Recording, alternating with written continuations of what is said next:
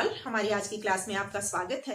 हमारी परिचर्चा प्रारंभ है कविवर पंत जी की रचना आह धरती कितना देती है के ऊपर। इसके प्रथम भाग में हमने आपको बताया कि कविवर पंत जी हिंदी साहित्य के छायावाद के 4 आधार स्तंभों में से एक है।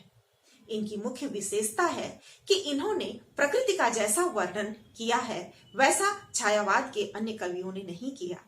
इसीलिए हिंदी साहित्य में इन्हें प्रकृति के सुकुमार कवि के रूप में जाना जाता है। हिंदी साहित्य के अंतर्गत इनका स्थान अंग्रेजी साहित्य के वर्ड्सवर्थ के समान माना जाता है।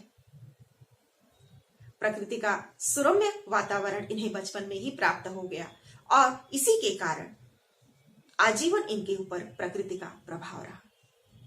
इनकी सभी रचनाओं में इनके सभी संवेदनाओं का वर्णन प्रकृति के माध्यम से ही किया गया है। प्रकृति के विभिन्न रूपों का वर्णन इन्होंने विभिन्न प्रकार से किया है। विभिन्न अलंकारों के द्वारा अपनी कविता कामिनी को सजाते हुए ये आगे बढ़े हैं। इनकी कविता में प्रकृति के आलंबन रूप से लेकर प्रकृति के मानवीकरण तक की बात की गई है। इस कविता में भी स्थान स्थान पर प्रकृति का मानवीकरण किया है। यहाँ पर इन्होंने धरती को माता के समान और अन्य धरती की प्राकृतिक वस्तुओं को किस किस रूप में वर्णन किया है, कविता का वर्णन करते समय इसको हम साथ में जानते हुए चलेंगे।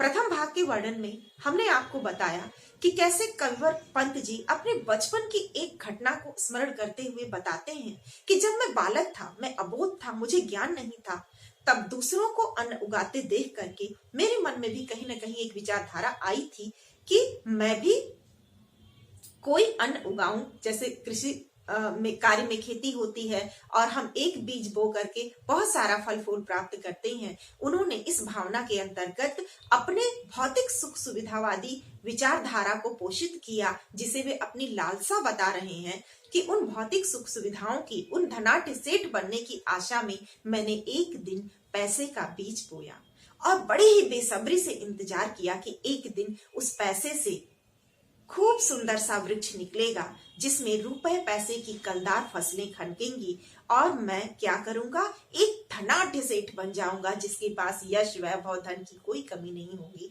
मैं एक बहुत मोटा सेठ बन जाऊंगा।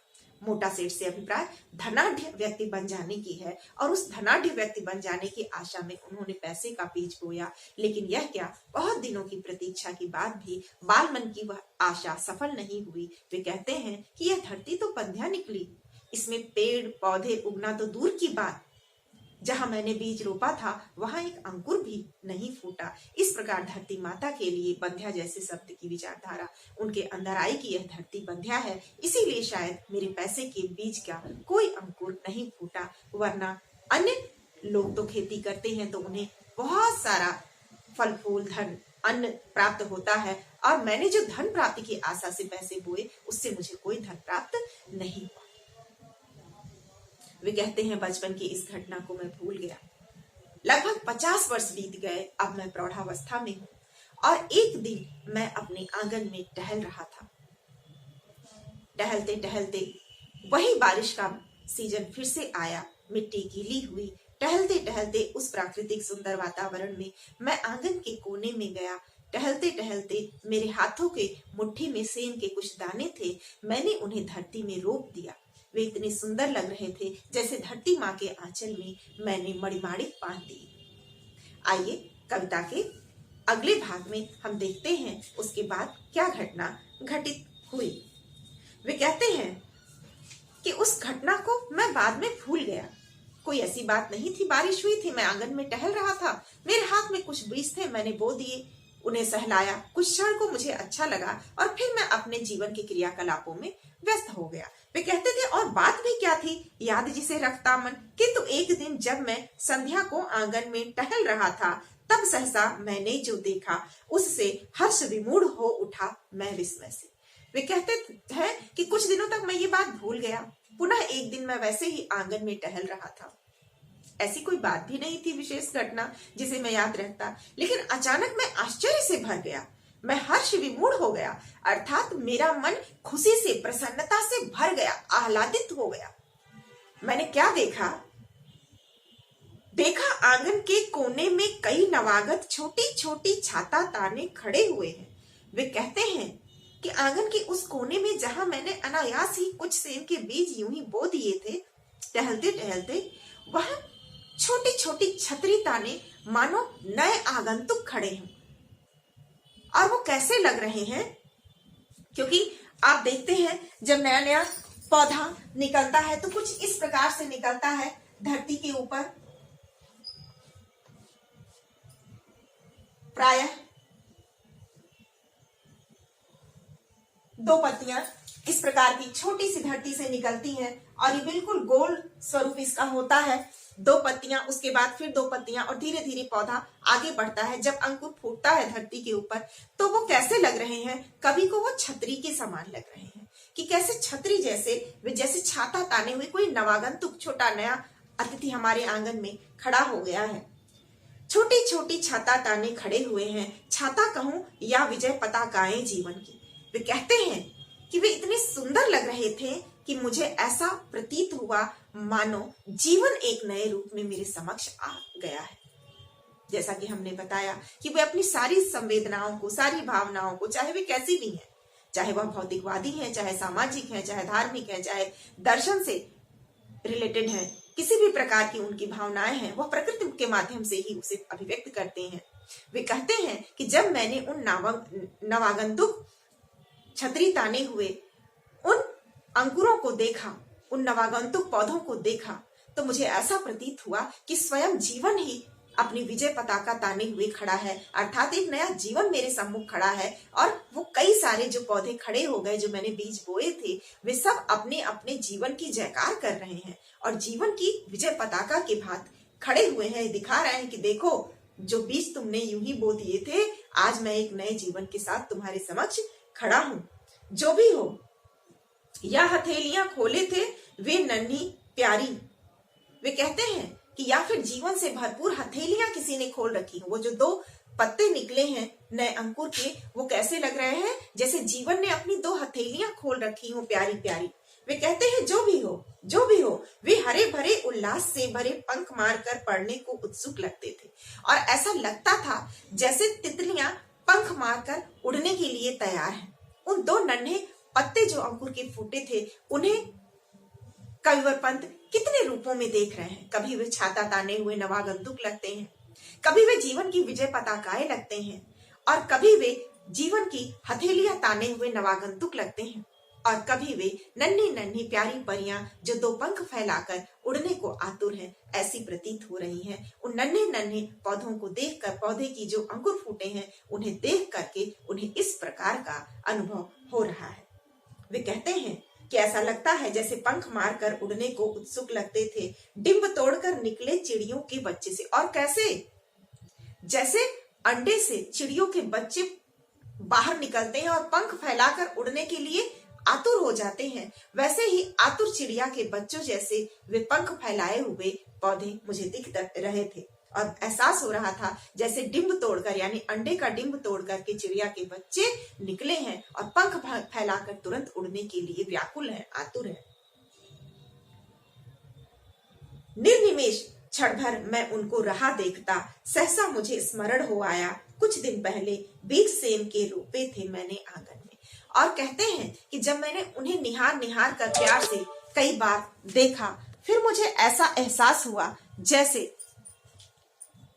जैसे कि कुछ देर पहले, कुछ दिनों पहले की घटना मुझे याद आ गई कि कुछ दिनों पहले मैं यूं ही टहल रहा था और मैंने यहाँ सेम के कुछ बीज बो दिए थे। बीज सेम के रोपे थे मैंने आंगन में, और उन्हीं से बौने पौधों की यह पलटन मेरी आंखों के सम्मुख अब खड़ी गर्व से नन्हे नाटे पैर पटक बढ़ती जाती है। और वो कहते हैं कि जब वे हवा से वो नन्हे अंकुर हिल रहे हैं अपने 2 नन्हे नन्हे पत्तों के साथ, तो मुझे कैसा प्रतीत हो रहा है कि सेम के वे बीज बौने पौधों की पलटन के रूप में खड़े हैं। कई सारे जो बीज थे वो कई सारे पौधों के रूप में एक पास उग आए हैं, और ऐसा लग रहा है जो नन्हे पलटन की तरह है, नन्हे सैनिकों की तरह है, जैसे सैनिक पैर पटकते हुए एक समान आगे बढ़ने के लिए प्रेरित रहते हैं, चलते रहते हैं, उसी प्रकार ऐसा लग रहा है जब हवा चल रही है तो ऐसा लग रहा है जैसे ये सारे अपने नन्हे नन्हे पैर पटक कर, क्योंकि वो अभी नन्हे हैं, बिल्कुल छोटे छोटे अंकुर फूटे हैं, ऐसा लग रहा है कि ये अपने नन्हे पैरों को पटक कर चलते हुए सेनानी के समान है, सेनानियों की पलटन के समान है, जो आगे बढ़ने के लिए अर्थात अपनी वृद्धि प्राप्त करने के लिए व्याकुल है। तब से उनको राह देखता धीरे धीरे अनगिनती पत्तों से लद भर गई झाड़ियां, हरे भरे टंग गए कई मखमली चले हुए। वे कहते हैं तब से मैं लगातार उन्हें देखता रहा। धीरे धीरे वे दो पत्ते अंकुर के बढ़ने लगे और उनमें बहुत सारी पत्तियां आ गई, और तब कैसा लगा जैसे चंदोवा, जैसे शामियाना सा तन गया हो धरती के ऊपर, और धरती के ऊपर हरा भरा एक चंदोवा टंग गया हो।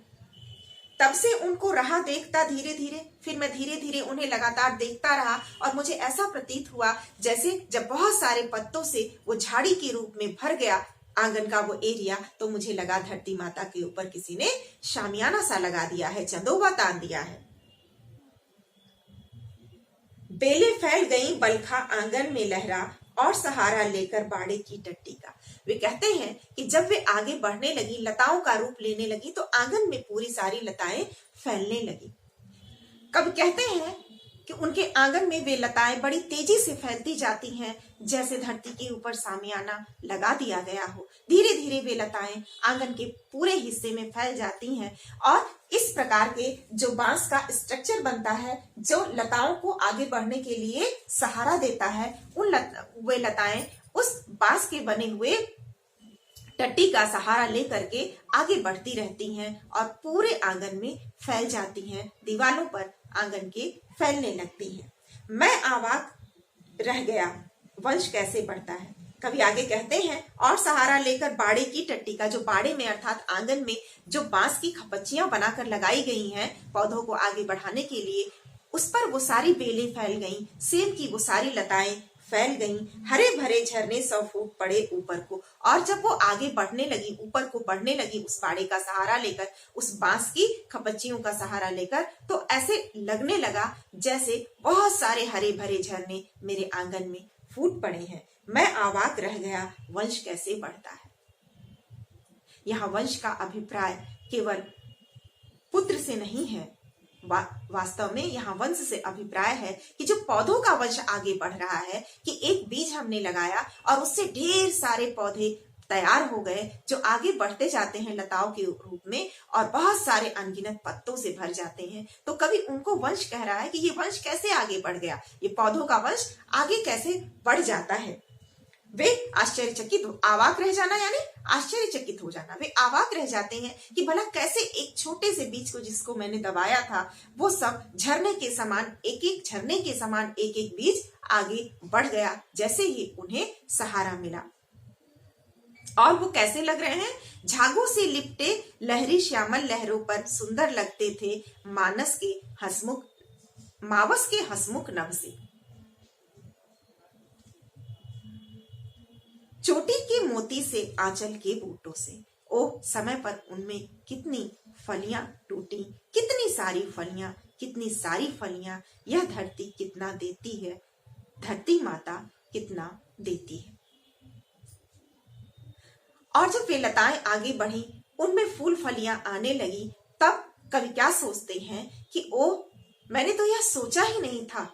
एक समय था जब बचपन की घटना को वे स्मरण करते हुए कहते हैं कि जब मैंने पैसे का बीज बोया था, मैं अबोध था, मुझे ज्ञान नहीं था कि पैसे के बीज से धन दौलत उत्पन्न नहीं होती है, बल्कि भौतिक सुविधाओं से आत्मसंतुष्टि की प्राप्ति नहीं होती है। मैंने तब नहीं जाना था कि धरती माता कितना देती है। मैंने उस धरती माता को बंध्या कहकर संबोधित किया था और उस बात को वहीं भूल गया था। आज जब इन लहराती बेलों को मैं देख रहा हूं, तो वो मुझे अनगिनत रूपों में नजर आ रही हैं। जैसे सुंदर लगते थे मावस के हसमुख नभ से, जैसे अमावस की रात में सुंदर आकाश हो, तारे छिटके हों, और ऐसे सुंदर से प्रतीत होते थे जब उस श्यामल पत्तियों पर, जब उन हरी भरी पत्तियों पर छोटे छोटे छोटे सफेद फूल लग जाते हैं। चोटी के मोती से, आंचल के बूटों से, जैसे धरती माँ के आंचल में छोटे छोटे बूटे हों। जैसे चोटी के मोती से, और जैसे चोटियों पर मोतियां पिरोई गई हों। और समय आने पर उन फूलों से बहुत सारी फलियां फूटी। तब कवि को एहसास हुआ, ओह, यह धरती माँ हमें कितना देती है। मैंने अनायास ही जो बीज बो दिया था उनमें कितनी सारी फलियां फूटी। कविता के अंतिम चरण में इन फलियों को देख करके क्या घटना होती है कवि के जीवन में, उसका जीवन दर्शन कैसे परिवर्तित होने लगता है और उसके मन में क्या क्या विचारधाराएं नए रूपों में जन्म लेती हैं, इसकी चर्चा हम कविता के अगले भाग में करेंगे और देखेंगे कि कवि का जीवन दर्शन कैसे बदल जाता है। धरती माता के प्रति वह किस प्रकार की भावनाओं से भर जाता है, किस प्रकार वह अपनी ग्लानि को पाता है कि बचपन में उसने धरती माता को क्या समझा और धरती माता ने मुझे कितना दिया, वास्तव में भूल मेरी थी, मैंने गलत बीज बोए थे। कवि की इन विचारधाराओं को जानने के लिए अगले भाग के वर्णन की प्रतीक्षा कीजिए।